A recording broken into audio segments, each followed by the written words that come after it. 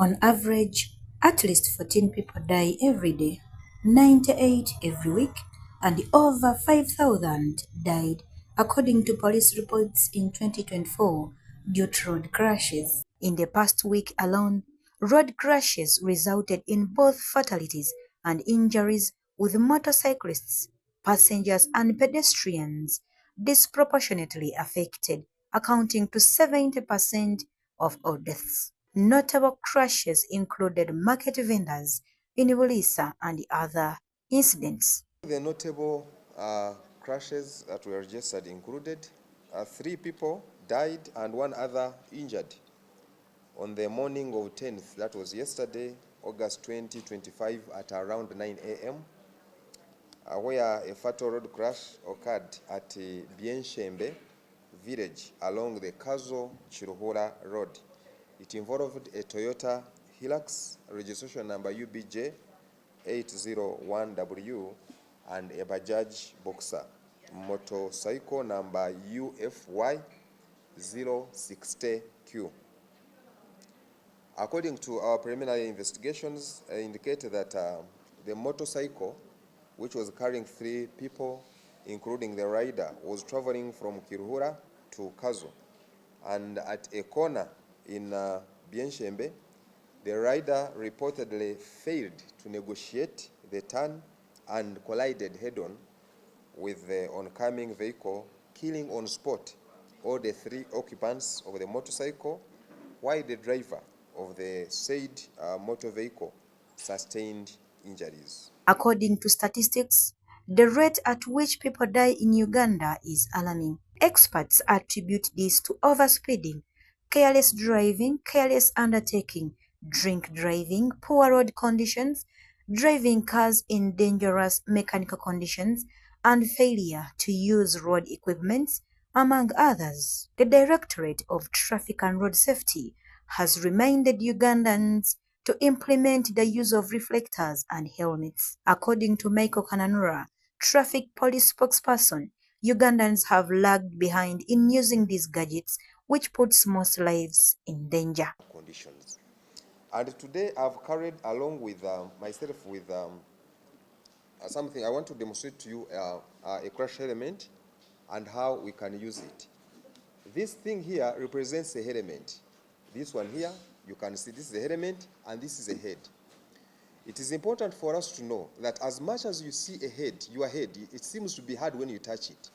But the moment it gets in contact with a hard surface, you all know what happens. In the same manner, it's like an egg. When you look at it and touch it, it seems to be hard. But when I hit it here, I'm not going to do it, but if I hit it here, you know what happens. It breaks, of course.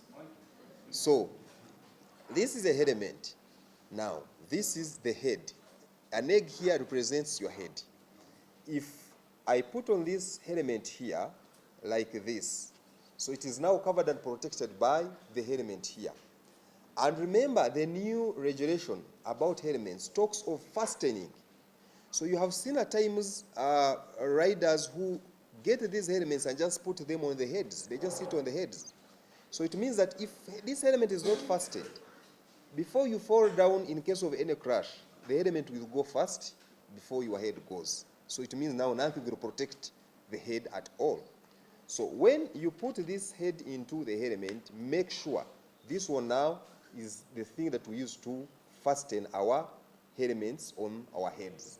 Both riders and passengers. This is not only to the riders, but also the passengers. So you make sure that the thing below the chin, it is well fastened to ensure that it is firm. You can see that even when I shake, this thing cannot fall off, break. I don't need to demonstrate that, but you all know that. But with the helmet, nothing can do what? Nothing can happen. So this is how important a helmet can be. However, this is now for traffic, for police, and the riders are also expected to put on these, required by the law. And when you are putting on this reflective jacket, these lines you see here, they are reflective, like the name suggests, reflective jacket. In the night, whoever now hits the lights into these things here, they are very bright, you get to understand and know that there is someone.